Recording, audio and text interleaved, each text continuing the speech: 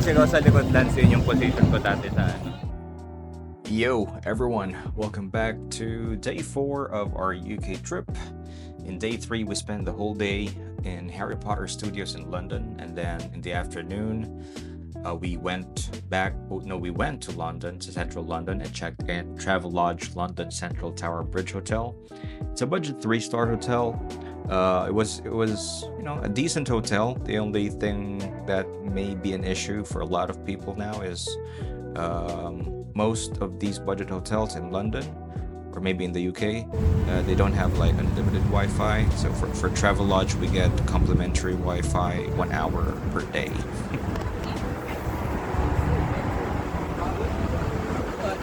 So after we set our things, had a quick rest in the hotel, we went to Tower Bridge.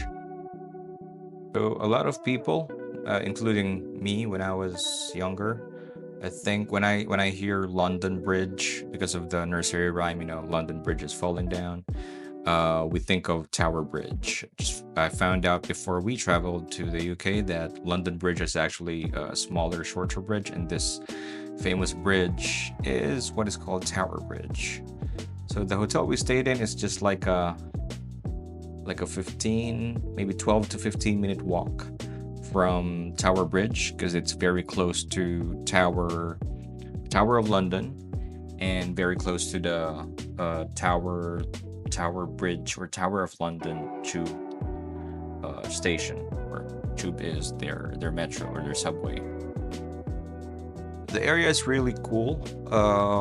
There's a lot of things that you can do. There's a couple of pubs and restaurants that you can visit around the area. So we crossed Tower Bridge and we got to the part where it's closer to the Shire, and we ate here in 1751 bar kitchen and distillery. Unfortunately, when I checked, because I was trying to find more information about this restaurant, we really enjoyed the food, by the way, but when I checked back earlier, it looks like the restaurant closed. It recently closed. But yeah, we had our first try of course, the famous London fish and chips, and yeah, it was nice. So after dinner, we just went home, slept, because we're preparing for a long day ahead. So here we are in the tube, going to Buckingham Palace. So here we go. Buckingham Palace, one of the residents of the royalty of the UK.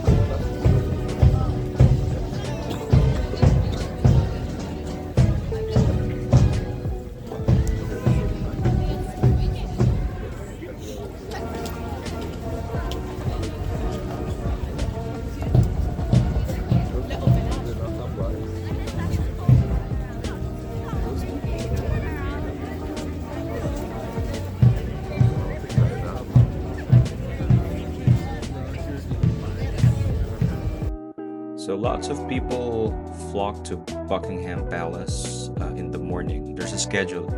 I think it's around 7, 8. I can't remember. But there's a schedule of the changing of guards. That's the parade that was shown in the video earlier. So that's when they change the guards from the night shift to the morning shift. And you can see in some videos they're wearing red uniform, then some this grayish blue uniform. So this is their winter uniform for those days. lang sila ng pwesto.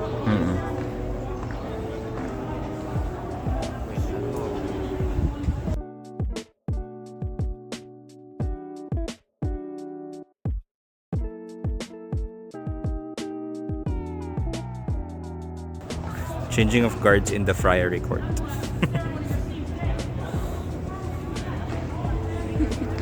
Last year sa amazing.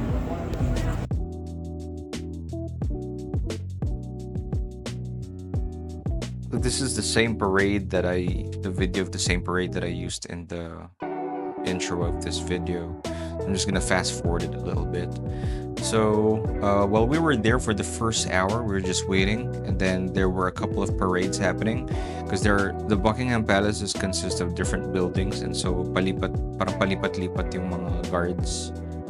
And then immediately after we walked around St. James Park. So St. James Park, you can see a lot of birds, a lot of animals. There's squirrels everywhere. Parang flamingo din nagiging pinkish.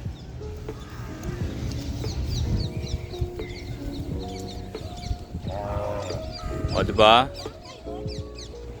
That's how they ano eh.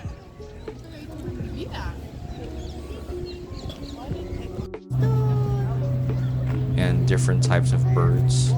And I think I already mentioned in part 1 of our UK trip videos that you're not allowed to hurt or touch the birds, especially the swans, in the UK because they're property of the king.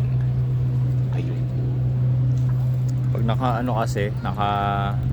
no shake tong video, ang laki ng file.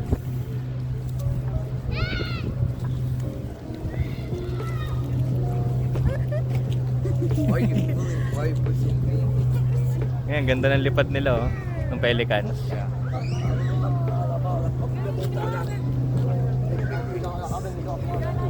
And big beaks. There's no walking below, Han.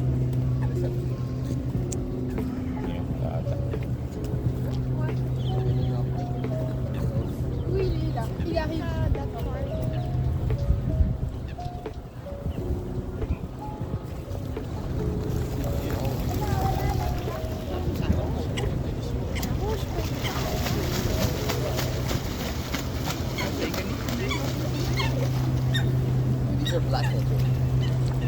Sabong. Nagsasabong. Sabong. Fighting. Yeah.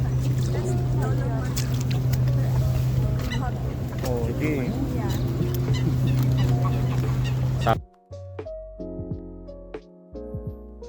Diba, amazed lang kami dun sa mga birds na nakita namin sa St. James Park, especially yung pelicans kasi wala naman nun sa Pinas, wala rin sa Dubai. So those pelicans have been there in that area, St. James Park, since 1660s, 1600. So talagang doon na sila yun na yung habitat nila, doon na sila nakatira. So after St. James Park, we started our walk going towards, actually nilakad lang namin mula Buckingham Palace hanggang Travelodge London. So you can see here yung path namin. Malayo-layo rin siya kasi the whole day naglalakad kami. So narating namin yung Big Ben, Eye of London, London Wall. Marami kaming nadaanan. So nilakad lang talaga namin from Buckingham Palace going back to the hotel. So this is our itinerary ng paglalakad. Siguro yung distance niyan is if I'm not mistaken around 7 to 8 kilometers din. And normally pag naglakad ka lang ng dire-diretso, you'd make it in less than 2 hours. Pero syempre, we were taking in the culture, the surroundings, the views, everything. So yan, ito na yung papunta na kaming Big Ben. So parang from Buckingham Park, lalakarin mo yung park, from Buckingham Palace, lakad kayo sa park. And then may mararating kayo isang malaking building doon. And then sa likod nun, may street na going to Westminster. Yun na yung Big Ben and other tourist spots. Oy, mabangga sa likod. So yung pila lang sa mga telephone booth Oh, para this sa is. picture. Ah, Pala yun. ayun o, may.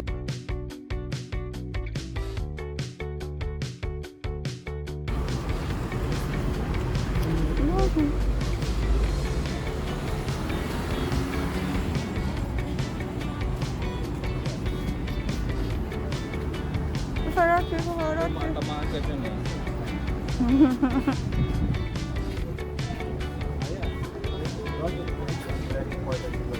There's a room. Yung.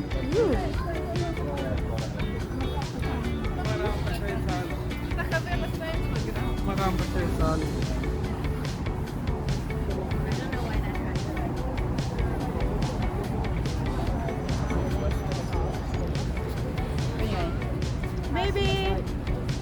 Thanks. Hi. Yeah, this one. Papa. They got rid of it. This one. Yeah. Then it ends up.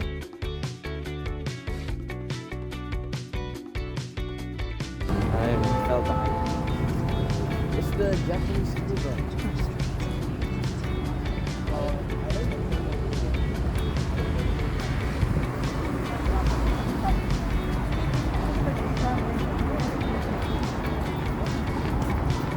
Paparazzi, paparazzi. This is a good view for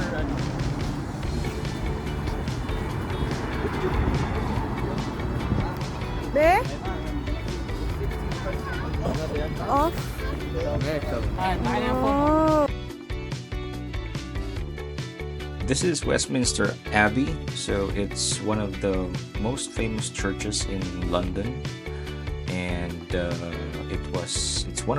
it's a very old church. 1066 pa yata siya nandyan. And dyan din ginagawa yung coronation of the king or the queen, whoever the monarch is that's sitting on the throne. Dyan yung coronation sa Westminster Abbey. And of course, this is Big Ben. So Big Ben is probably the most iconic landmark in London. So it's the nickname for that clock tower. Officially, I think it's called Elizabeth Clock Tower.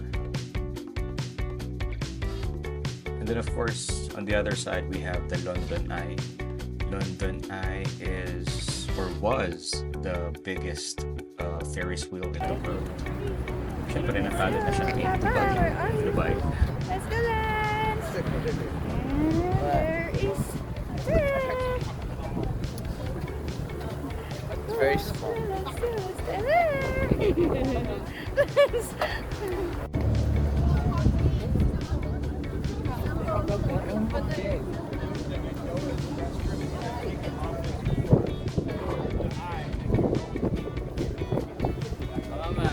What?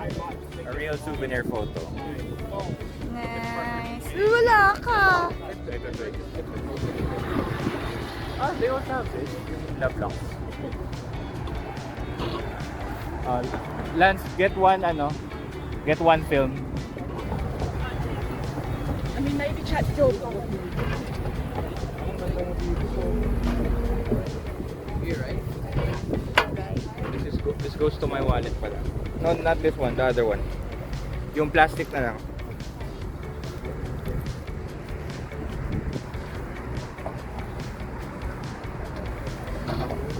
Lance. Yeah, I think it's green. Silver and green. You're so busy. Hold on.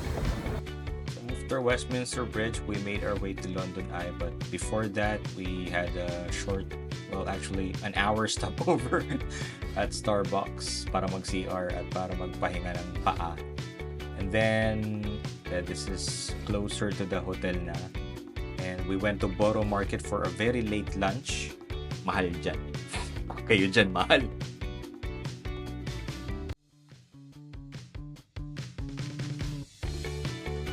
And that's it for day 4 of our trip to UK in London. For day 5, we'll be exploring museums in London, and then we will head head to Scotland, where we spend the next 2 weeks. So if you haven't, please like, share, and subscribe to the channel for more of this travel videos with me and my family. Thanks guys, and see you in the next one.